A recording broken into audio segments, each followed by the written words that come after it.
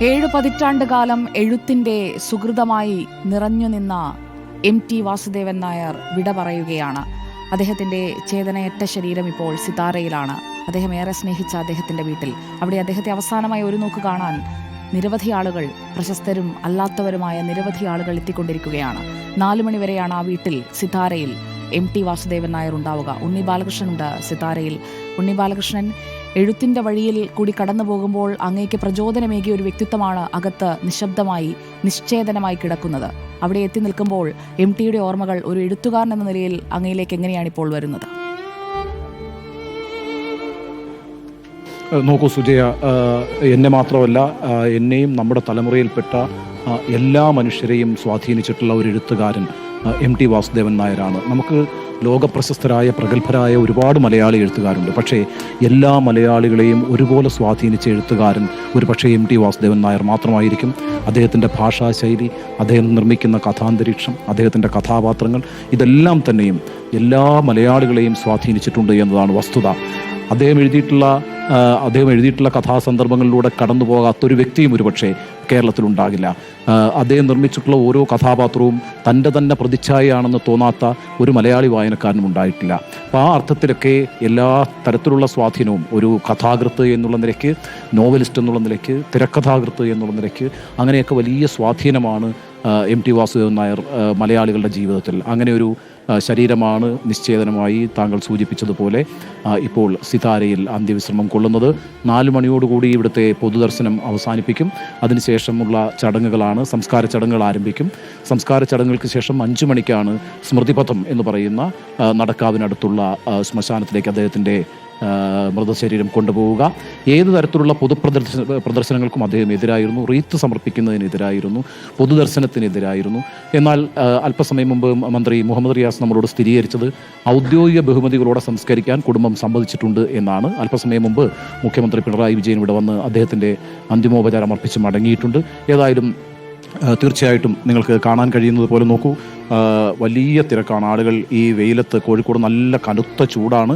ആ ചൂടിലും നിരവധിയായ ആളുകൾ സിതാരയിലേക്ക് വന്നുകൊണ്ടിരിക്കുന്നു. 100 കണക്കിന് ആളുകളാണ് ക്യൂ ആയി നിന്ന്, വരി നിന്ന് അവരുടെ ഏറ്റവും പ്രിയപ്പെട്ട എഴുത്തുകാരന് അന്തിമോപചാരം അർപ്പിക്കുന്നതിനായിട്ട് സിതാരയിലേക്ക് വന്നുകൊണ്ടിരിക്കുന്നത്. മലയാളത്തിലെ എല്ലാ പ്രമുഖരായ എഴുത്തുകാരും, രാഷ്ട്രീയ നേതാക്കളും, സാമൂഹിക പ്രവർത്തകരും എല്ലാം അവരുടെ ഏറ്റവും ഇഷ്ടപ്പെട്ട എഴുത്തുകാരനെ അന്തിമോപചാരം അർപ്പിക്കാനായിട്ട് വന്നുകൊണ്ടിരിക്കുകയാണ്. സുജയ, ഉണ്ണി ബാലകൃഷ്ണൻ അങ്ങ് സൂചിപ്പിച്ചതുപോലെ സാംസ്കാരിക കേരളം ഇപ്പോൾ കേന്ദ്രീകരിക്കുന്നത് സിതാരയിലാണ്.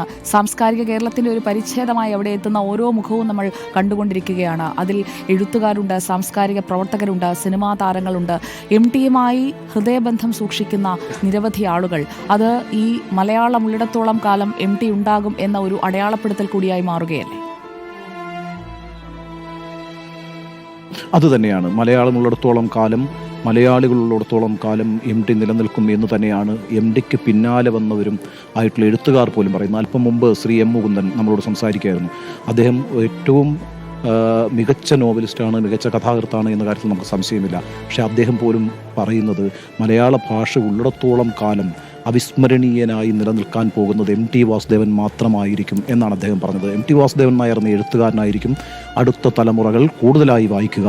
അദ്ദേഹം ഒരു എഴുത്തുകാരനാണ്, M മുകുന്ദൻ എന്ന എഴുത്തുകാരനാണ്. തൻ്റെ കൃതികളെ പോലും മാറ്റിവെച്ചുകൊണ്ട് MT ആണ് മലയാളത്തിൽ നിലകൊള്ളാൻ പോകുന്ന, നിലയെടുക്കാൻ പോകുന്ന, അടുത്ത തലമുറകളും വായിക്കാൻ പോകുന്ന എഴുത്തുകാരനായി തുടരുക എന്ന് പറയുമ്പോൾ അദ്ദേഹത്തിൻ്റെ ആ MTയുടെ ആ ഒരു സാന്നിധ്യവും MTയുടെ കോൺട്രിബ്യൂഷനും MT നിർമ്മിച്ച ലോകവുമൊക്കെ എത്ര പ്രധാനമാണ് മലയാളികളെ സംബന്ധിച്ച് എന്നുള്ളത് അദ്ദേഹത്തിൻ്റെ തന്നെ വാക്കുകൾ അടയാളപ്പെടുത്തുന്നു. നമുക്കറിയുന്നത് പോലെ മാധ്യമപ്രവർത്തകനായിരുന്നു MT വാസുദേവൻ നായർ. അദ്ദേഹം ഒരു വലിയ പത്രാധിപരായിരുന്നു. മാതൃഭൂമി ആഴ്ചപ്പതിപ്പിന്, ആ ആഴ്ചപ്പതിപ്പിൻ്റെ ഒരു കെട്ടും മട്ടും രൂപപ്പെടുത്തുന്നതിനകത്തും ആ ആഴ്ചപ്പതിപ്പിലൂടെ പുതിയ തലമുറയിലെ കഥാകൃത്തുക്കളെ കണ്ടെത്തി അവരെ പ്രോത്സാഹിപ്പിക്കുന്നതിനകത്തും അവരുടെ കൃതികൾ പ്രസിദ്ധീകരിക്കുന്നതിനകത്തുമൊക്കെ MT എന്ന എഴുത്തുകാരനപ്പുറം MT എന്ന പത്രാധിപർ വഹിച്ചിട്ടുള്ള പങ്ക് അവിസ്മരണീയമാണ്. അത് അല്പം മുമ്പ് M മുകുന്ദൻ പറഞ്ഞൊരു പ്രധാനപ്പെട്ട കാര്യമുണ്ട്.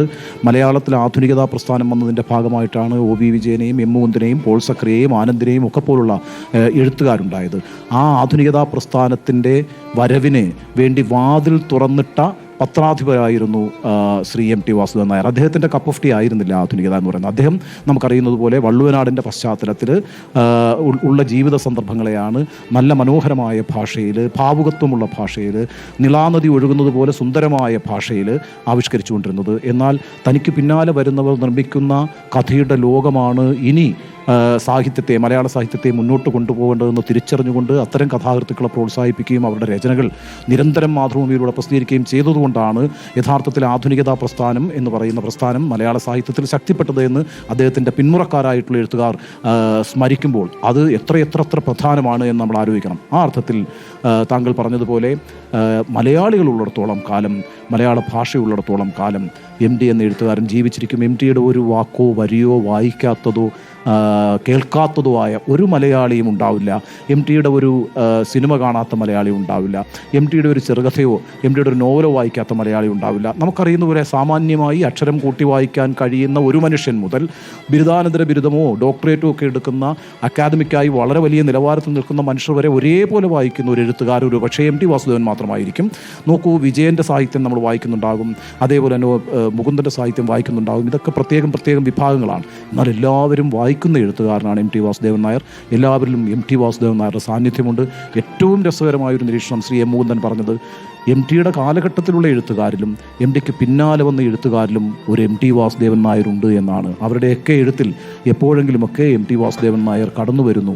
അപ്പോൾ M.T. അനുകരിക്കാതിരിക്കുക എന്ന് പറയുന്നതിന് ഏറ്റവും ശ്രമകരമായിട്ടുള്ള കാര്യമാണ്. അത്രയേറെ സ്വാധീനമാണ് M.T. വാസുദേവൻ നായർ സാഹിത്യത്തിൽ തൻ്റെ പിന്മുറക്കാരിൽ ചെലുത്തിയിരുന്നത് എന്നുള്ളത് അവർ തന്നെ സാക്ഷ്യപ്പെടുത്തുകയാണ്. അപ്പോൾ അർത്ഥത്തിൽ നമ്മളെയൊക്കെ സംബന്ധിച്ച് അങ്ങേയറ്റം ദുഃഖകരമായ ഒരു ദിവസമാണിത്.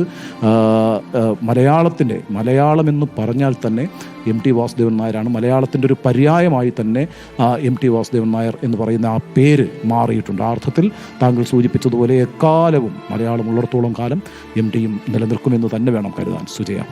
ഉണ്ണി ബാലകൃഷ്ണൻ, അങ്ങയുടെ തന്നെ വാക്കുകൾ കടമെടുക്കുകയാണെങ്കിൽ M.T.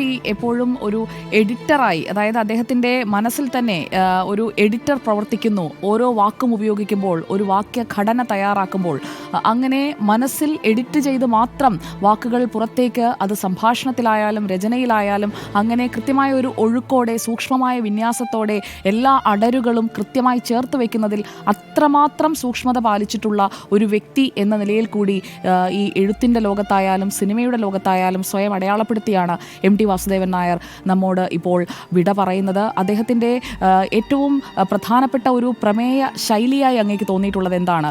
തനിക്കറിയാവുന്ന കാര്യങ്ങൾ, തനിക്ക് ചുറ്റുമുള്ള കഥാപാത്രങ്ങൾ, തൻ്റെ ചുറ്റുമുള്ള പരിസരങ്ങൾ, അതൊക്കെ പ്രമേയമാക്കിക്കൊണ്ട് അങ്ങനെ അറിയാവുന്നതിൽ നിന്ന് കടഞ്ഞെടുക്കുന്ന ഒരു അമൃതാക്കി തൻ്റെ രചനകളെ മാറ്റുകയായിരുന്നു M.T. അത് വളരെ പ്രധാനപ്പെട്ട ഒരു നിരീക്ഷണമാണ്. കാരണം എന്താ വെച്ചാൽ M.T. എപ്പോഴും ചെയ്തിട്ടുള്ളൊരു കാര്യം, M.T.ക്ക് അറിയാത്ത ഒരു കാര്യവും M.T. എഴുതിയിട്ടില്ല. M.T. ഭാവനയിൽ ഒന്നും നിർമ്മിച്ചിട്ടില്ല. M.T. കണ്ടു മനസ്സിലാക്കിയിട്ടുള്ള, M.T. അനുഭവിച്ചറിഞ്ഞിട്ടുള്ള വികാരങ്ങളും M.T. സാക്ഷ്യം നിന്നിട്ടുള്ള കഥാസന്ദർഭങ്ങളും ഒക്കെയാണ് അദ്ദേഹത്തിൻ്റെ രചനകളിലൂടെ ആവിഷ്കരിച്ചിട്ടുള്ളത്. വളരെ അപൂർവമായി മാത്രമാണ് കേരള പരിസരം വിട്ട് അദ്ദേഹം ഏതെങ്കിലും കഥകൾ എഴുതിയിട്ടുള്ളത്. വളരെ കുറച്ച് കഥകളെ കേരളത്തിൻ്റെ ഒരു പരിസരം വിട്ട് മലയാള ജീവിതം മാറ്റിവെച്ചുകൊണ്ട് അദ്ദേഹം എഴുതിയിട്ടുള്ളൂ.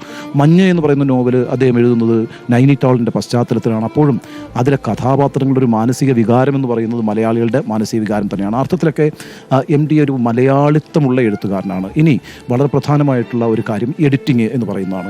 നിശ്ചയമായും അദ്ദേഹത്തിനുള്ളിൽ ഒരു നല്ല എഡിറ്റർ പ്രവർത്തിച്ചുകൊണ്ടിരുന്നു എന്ന കാര്യത്തിലൊരു സംശയവും വേണ്ട.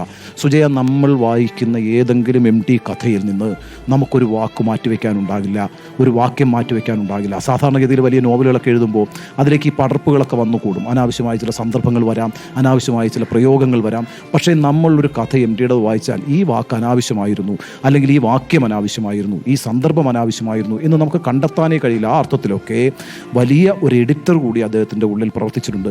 ഒരിക്കൽ അദ്ദേഹത്തോട് ഞാൻ തന്നെ ചോദിച്ചിട്ടുണ്ട്, ഒരു കഥയെ സംബന്ധിച്ചായിരുന്നു, അതിലേതെങ്കിലും ഒരു വാക്ക് പിന്നീട് വേണ്ടായിരുന്നു എന്ന് തോന്നിയിട്ടുണ്ടോ എന്ന് ചോദിച്ചപ്പോൾ അദ്ദേഹം വളരെ പെട്ടെന്ന് പറഞ്ഞൊരു മറുപടി, ഉരുളക്കിഴങ്ങെന്ന് പ്രയോഗിച്ചിട്ടുണ്ട്, അത് വേണ്ടിയിരുന്നില്ല എന്നാണ്. അപ്പോൾ എത്ര സൂക്ഷ്മതയാണ് M.T. ഈ തൻ്റെ വാക്കുകൾ തിരഞ്ഞെടുക്കുന്നതിനകത്തും അത് അവതരിപ്പിക്കുന്നതിനകത്തുമൊക്കെ. അപ്പോൾ അതുകൊണ്ട് ഒരു കവിത പോലെ കൈയടക്കത്തിലാണ് ഇപ്പോഴും എം ടിയുടെ രചനകൾ. അത് ചെറുകഥയായാലും നോവലായാലും ഉപന്യാസമായാലും, ഇനി അദ്ദേഹത്തിൻ്റെ പ്രസംഗങ്ങൾ എടുത്തു നോക്കൂ, അദ്ദേഹത്തിൻ്റെ പ്രഭാഷണങ്ങൾ എത്ര മധുരതരമാണ്, എത്ര മനോഹരമായിട്ടാണ് അദ്ദേഹം ഭാഷ ഉപയോഗിക്കുന്നത്. അദ്ദേഹത്തിൻ്റെ ശൈലി എന്ന് പറയുന്നത് അനുകരിക്കാൻ കഴിയാത്തത്ര വിധം യുണീക്കായ ഒരു ശൈലി രൂപപ്പെടുത്താൻ എം ടി വാസുദേവൻ നായർക്ക് കഴിഞ്ഞിട്ടുണ്ട്.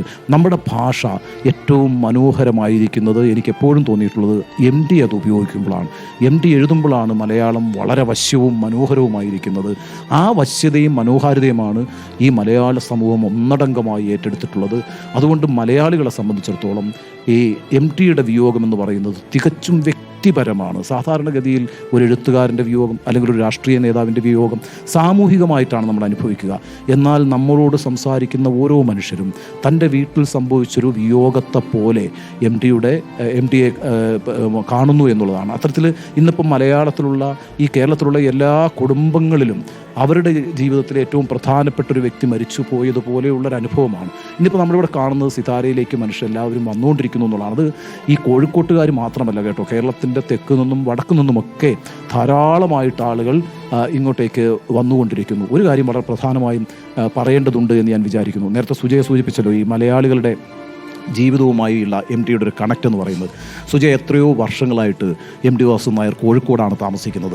പക്ഷേ മലയാളികൾ ഒരു തീർത്ഥാടന കേന്ദ്രം പോലെ പോകുന്നൊരു സ്ഥലമുണ്ട് കേരളത്തിൽ, അത് കൂടല്ലൂരാണ്. കൂടല്ലൂർ എന്ന് പറയുന്ന പ്രദേശം കാണാനായിട്ട് ആളുകൾ പോകുന്നു എന്ന് പറയുന്നത് വളരെ കൗതുകരമാണ്. അത് കേരളത്തിൻ്റെ തെക്കേ അറ്റം മുതൽ വടക്കേ അറ്റം വരെയുള്ള, കിഴക്ക് മുതൽ പടിഞ്ഞാറ് വരെയുള്ള മനുഷ്യർ കൂടല്ലൂർ അന്വേഷിച്ച് പോവുകയും കൂടല്ലൂരിനെ ഒരു തീർത്ഥാടന കേന്ദ്രം പോലെ കാണുകയും ഒക്കെ ചെയ്യുന്നു എന്നുള്ളത് വളരെ കൗതുകരമാണ്. അവർ എം ടി വാസുദേവൻ നായരെ കാണാനായിട്ടല്ല കൂടല്ലൂർ പോകുന്നത്. എം ടി വാസുദേവൻ നായരെ കാണാൻ കോഴിക്കോട്ട് വന്നാൽ മതിയാവും. പക്ഷേ അവർക്ക് കാണേണ്ടത് സേതുവും സുമിത്രയും അപ്പുണ്ണിയും വേലായുധനും ഭ്രാന്തൻ വേലായുധനും ഗോവിന്ദനുണ്ണിയും ഒക്കെ സുധാകരനും ഒക്കെ ജീവിച്ചിരിക്കുന്ന, സുമിത്രയും കുട്ടിയടത്തിയും ഒക്കെ ജീവിച്ചിരിക്കുന്ന, ദേവും ഒക്കെ ജീവിച്ചിരിക്കുന്ന ആ വള്ളുവനാടൻ പോലെ എപ്പോഴും ഈ കൂടല്ലൂർ എന്ന് പറയുമ്പോൾ തെക്കുമുറി വടക്കുമുറി അങ്ങനെ അങ്ങേക്കും കണക്ട് ചെയ്യാൻ കഴിയും. ആലപ്പുഴക്കാരനായ ഉണ്ണി ബാലകൃഷ്ണന് കുറച്ചുകൂടി വ്യക്തിപരമായി കണക്ട് ചെയ്യാൻ കഴിയുന്ന രീതിയിലാണ് ആ കൂടല്ലൂരിൻ്റെ ഒരു പ്രദേശത്തിൻ്റെ ഭംഗി തന്നെ നിൽക്കുന്നത്. അവിടെ തൂതപ്പുഴയും കുന്തിപ്പുഴയും ഒന്നിച്ചു ചേരുന്ന തുഞ്ചൻ്റെയും കുഞ്ചിൻ്റെയും അതുപോലെ VKNൻ്റെയും ഒക്കെ അങ്ങനെ പ്രതിഭകളുടെ ഒരു സമ്മേളനം നടക്കുന്ന ഇടം. എന്നാൽ ആ ഒരു പ്രദേശത്തെ അത്രമാത്രം സ്വാംശീകരിച്ച് കൃതികളിൽ എല്ലായിടത്തും കൂടല്ലൂരിൻ്റെ ഒരു അംശം കൊണ്ടുവരാൻ ശ്രമിച്ചിരുന്നു എം ടി എന്നുകൂടി നമുക്ക് കരുതേണ്ടതല്ല.